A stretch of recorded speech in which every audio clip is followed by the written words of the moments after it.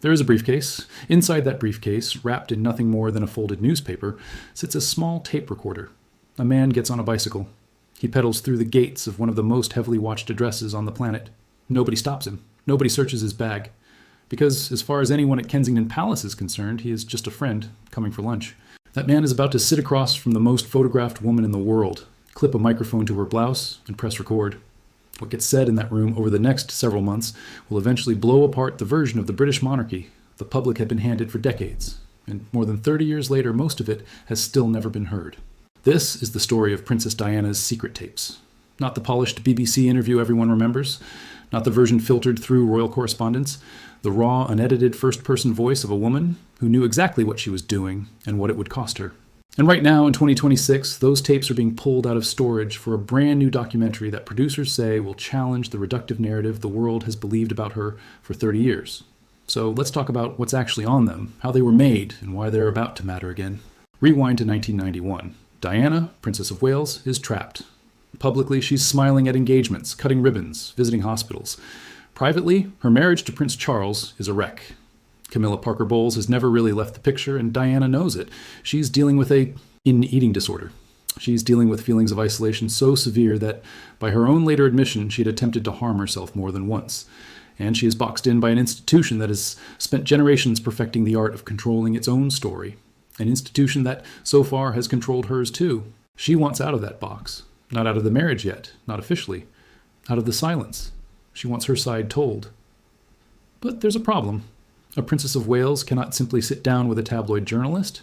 Any hint she was talking to the press about her marriage would be a scandal in itself, with swift fallout. So she needs a way to speak without being seen speaking. And that's where an old friend comes in. His name is James Colthurst, a doctor. Irish-born, aristocratic background, the kind of unremarkable, trusted face that can move in and out of a royal residence without raising an eyebrow. Diana had known him since she was a teenager. They met on a skiing trip in France when she was just 17, years before she ever became a royal. She'd twisted her ankle, and he, a medical student at the time, was the one who looked at it. A small, ordinary moment. It turned into a friendship that lasted the rest of her life. Years later, Colthurst is working as a radiologist at St. Thomas's Hospital in London. In 1986, Diana visits on official royal business, opening a new scanner in his department. That visit puts Colthurst in the same room as a royal journalist named Andrew Morton. They strike up a friendship over the following years. Squash games, lunches nearby, nothing anyone would think twice about. But by 1991, Diana's frustration has reached a boiling point. She wants her story out, and she trusts Morton more than the other royal writers circling her. He'd already written about her, and she felt his previous work, while lightweight, had at least been sympathetic. So a plan forms. Morton cannot interview her directly. That's completely out of the question.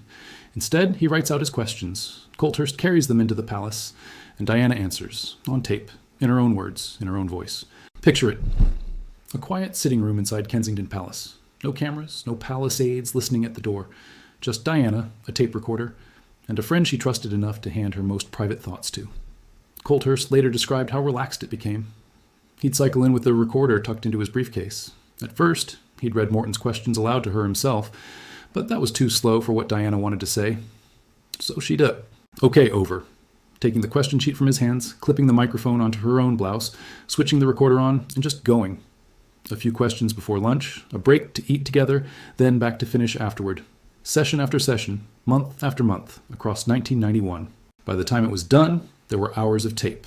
Some reports say 5 hours worth ever made it into public hands through the original book process. Other research puts the total time spent taping it closer to 14 hours. Either way, what actually made it into print has always been a small fraction of what Diana actually said. And what she said was explosive. On those tapes, in her own voice, Diana described the collapse of her marriage in language far more direct than anything the palace had ever allowed to reach the public. She talked about her bulimia, an eating disorder most people barely understood at the time, let alone associated with a royal princess. She talked about a self-harm attempt during her first pregnancy. She talked about feeling unloved, ignored, sidelined inside her own home. And she talked at length about a woman named Camilla, a name the public had barely heard in connection with the royal marriage, until these tapes put it directly into the national conversation.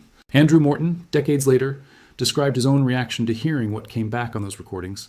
He said Diana was talking about her unhappiness, her sense of betrayal, her suicide attempts, and two things he says he had genuinely never heard discussed before, an eating disorder called bulimia nervosa, and a woman named Camilla, Think about that for a second. This was 1991. The idea that the future King of England's marriage was quietly falling apart because of a third party was not always something anyone outside a very small circle knew. The idea that a royal princess was suffering from bulimia and had attempted self-harm was not something the palace machine was ever going to volunteer to the press. Diana handed both of those realities over herself, on tape, by choice. Colthurst delivered each recording straight to Morton. No direct contact between Morton and Diana. Every word passed through Colthurst as the go-between. It was slow, careful, and by necessity secretive. Diana herself was reportedly nervous about the risk to Colthurst specifically. She apparently voiced concern more than once that something could happen to him while he was quietly shuttling tapes back and forth, that he could be deliberately targeted just for being the link between her and the outside world. Whether justified or not, it clearly shows how seriously she understood the stakes. In 1992, the material became a book, Diana, Her True Story, by Andrew Morton. When it landed, it didn't just make headlines, it detonated them. Major bookstores initially wouldn't carry it. Critics dismissed it as fiction, as something no serious royal correspondent should touch. Nobody believed a sitting Princess of Wales would actually cooperate with something like this, except it wasn't. Diana had cooperated completely. She just made sure nobody could prove it while she was alive. She kept that secret until her death in 1997. It was only after she died that Morton confirmed publicly what had really happened. That every intimate detail in that book, the eating disorder, the isolation, the third person in the marriage, had come directly from Diana's own mouth, recorded onto cassette tapes in her own sitting room. The impact of that book cannot be overstated. Before Morton's tapes went into print, the royal family's image was almost entirely something the palace built and protected. Diana's book cracked that completely open. For the first time, the public wasn't hearing about the marriage through a filtered palace statement. They were hearing, almost word for word, what Diana herself had said in her own voice about her own life. Many royal historians point to this as the real beginning of the end for the old model of royal secrecy. After 1992, that control was never absolute again. And there's a very direct line from that moment to Diana's most famous public statement about her marriage. Just a few years later, sitting for the BBC's Martin Bashir in that now legendary 1995 interview, Diana would put the entire situation into one devastatingly simple high sentence about her marriage, that there were 3 people in it, making it, in her words, a bit crowded. That interview shocked the world at the time. But by then, the tapes had already told Morton everything, years earlier, in far more raw and unfiltered detail. The Bashir interview wasn't the first time Diana broke the silence. It was really the second act. Now here's where the story jumps forward, past her death, past the decades of documentaries and dramatizations that followed, past even Netflix's The Crown dramatizing Colthurst's bicycle rides into the palace grounds, and lands right in the middle of 2026. Because those original tapes never fully disappeared.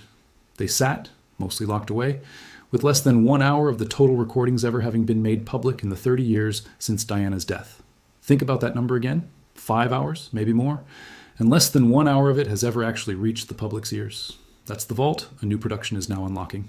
A company called Love Monday TV, backed by Rainmaker Films and partnered with 53 Degrees Global, the team behind Netflix's The Royal House of Windsor, has secured full, exclusive access to the original recordings. Both Andrew Morton and James Colthurst are directly involved. This isn't leaked, bootlegged audio. These are the actual custodians of the original tapes agreeing to let the public hear far more than ever before. The working title is Diana, The Unheard Truth. The timing is not an accident. It's being built to arrive around the 30-year anniversary of Diana's death next August. According to the people making it, this isn't just a rehash of the 1992 book. The creative team has said they want the series to challenge what they call the reductive narrative that has too often painted Diana simply as a victim of her circumstances. They're promising a fuller, more complicated Diana, not just the wounded wife blindsided by an affair, and not just a fragile figure crushed by an unforgiving institution, but someone sharp, self-aware, even wickedly funny at times, who understood exactly what role she was being asked to play inside the House of Windsor. What's reportedly on these hours of tape goes well beyond what made it into Morton's book. Producers say the recordings include previously unheard material touching on Charles, on Camilla, and even on Prince Andrew. There's a so-said-to-be material involving her reflections on her sons, William and Harry, along with everyday, intimate glimpses of life behind closed doors at Kensington Palace and Buckingham Palace. Not the official life. The real one. There's something almost eerie about how forward-looking some of this material is being described. According to the people producing the series, listening to Diana on these tapes today feels less like a historical artifact and more like the actual all-origin point of conflicts still playing out inside the royal family right now. A line from the isolation Diana described in 1991 directly to the language Harry and Meghan would use decades later to explain stepping back from royal life. Now, before this goes any further, here's the important honest caveat, because a story like this deserves that. Everything about the specific content of these newly unlocked tapes, what exactly Diana says about Charles, about Camilla, about Andrew, that's coming from the production team's own promotional statements ahead of release. No clips have been made public yet. No transcripts have circulated. We don't have a confirmed release date beyond that general window around the 30-year anniversary next August.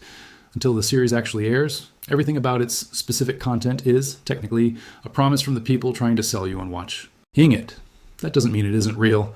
Now, the underlying tapes are absolutely real, verified, decades old, and already partially responsible for one of the most consequential royal exposés in modern history. It just means the full scope of what's actually going to be revealed is still, for now, locked behind a release date that hasn't fully arrived. It's also worth being clear about what this story is not. Alongside the legitimate reporting on this documentary, there's a wave of much more sensational, unverified content circulating. Wild claims, tying secret Camilla recordings to conspiracy theories about Diana's death at Slayef. That sits in a completely different category from the documented, sourced history of the Morton tapes. A well-established chain of custody, real names, real dates, real corroborating interviews on record, versus speculation dressed up to look like a bombshell. So where does that leave us? In a few months, for the first time in 3 decades, the world may finally hear the majority of what Princess Diana actually said, in her own voice, back in 1991, when she made the decision to take control of her own story rather than let the palace keep Contras. Ling it for her. Not a dramatized version, not an actor delivering lines written to approximate what she might have felt. Her actual voice, her pauses, her nervous laughter, the moments where you can hear her choosing her words carefully, and the moments where the words just come pouring out. 30 years after her death, Diana may be about to speak again. And if even a fraction of what's being promised turns out to be accurate, the palace's carefully managed version of that marriage, the one built on decades of official statements, filtered biographies, and calculated silence, may not survive contact with her own unedited words. It's worth sitting with how strange this whole arrangement was. This is a woman who is arguably the single most photographed human being on the planet at the time. Paparazzi are camped outside her gates. Every outfit becomes a headline. And in the middle of that suffocating scrutiny, she runs a secret, months-long project to smuggle her real story out from under the noses of the very institution built to prevent exactly that. No phones being tapped to catch it. No palace aide stumbles onto it. That level of sustained discretion tells you how badly Diana needed this outlet. It also tells you something about Colthurst. Here's a man with an established medical career choosing to take on real personal risk for a friend. If this had been discovered while it was happening, the fallout for him could have been severe. And yet, session after session, he kept showing. Wing up with that recorder hidden in his briefcase, kept inventing the same simple cover story. His own description of it downplays the drama entirely. Far less like a spy thriller, he says, and more like an ordinary friend coming round for lunch with a tape recorder that just happened to be along for the ride. The stakes were enormous. The method was almost boring in its simplicity. That combination is probably exactly why it worked. Now think about what was actually happening inside that marriage while these tapes were being recorded. By 1991, Charles and Diana had been married for a decade. They had 2 young sons. Publicly, they were still appearing together at engagements, still performing the image of a working royal marriage for cameras and crowds.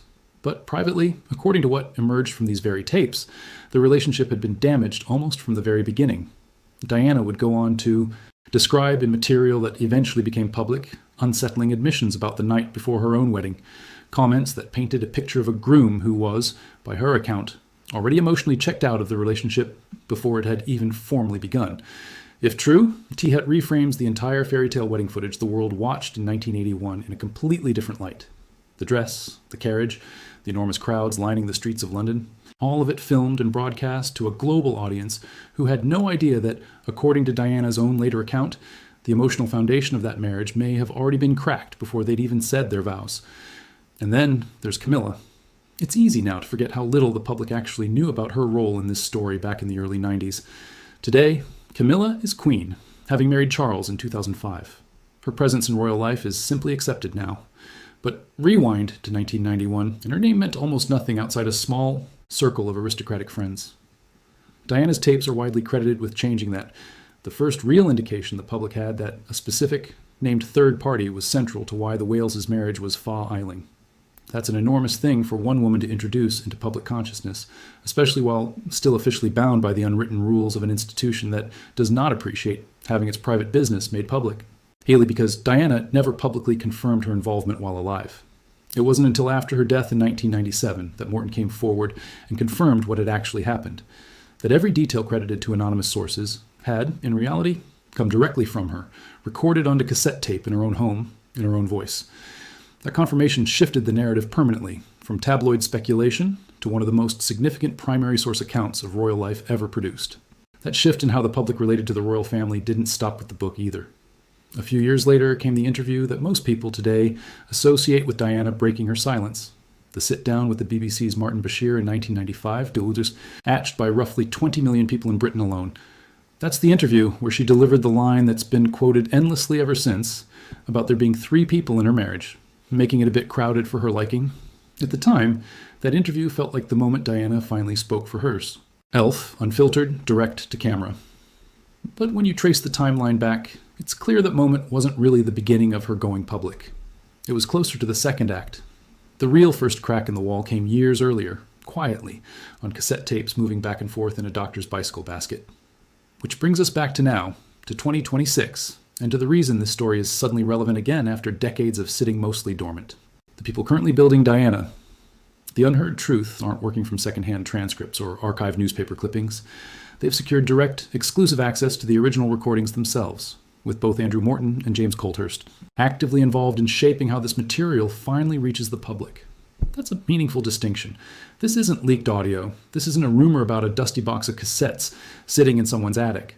This is the actual custodians of the original material, choosing, deliberately, to let far more of it be heard than ever before, timed to land around the 30-year anniversary of Diana's death. And the framing coming from the production team is pointed. They're not describing this as simply more tragic detail about a wounded princess. They're describing a Diana who understood the game she was playing far better than the public narrative has ever given her credit for. Someone intelligent, self-aware, capable of humour, or even while discussing the most painful parts of her life, and fully conscious of the role the institution expected her to perform. If that framing holds up once actual audio is released, it could meaningfully shift how an entire generation, many of whom weren't even alive in 1997, understands who Diana actually was, versus the flattened, purely tragic version that's dominated pop culture retellings for decades. There's also the question of what specifically gets included this time that didn't make it into the original 1992 book. Producers have pointed to material touching on Charles, on Camilla, and notably on Prince Andrew, now referred to publicly as Andrew Mountbatten Windsor following the stripping of his titles.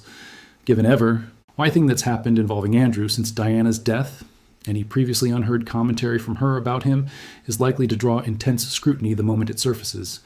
There are also said to be reflections touching on William and Harry, offering a rare glimpse of how Diana spoke about her own sons privately, years before either of them grew into the very different public paths their adult lives would take. It's hard not to notice the echoes here. Diana, on tape in 1991, describing isolation inside the institution in a media environment that gave her no room to breathe.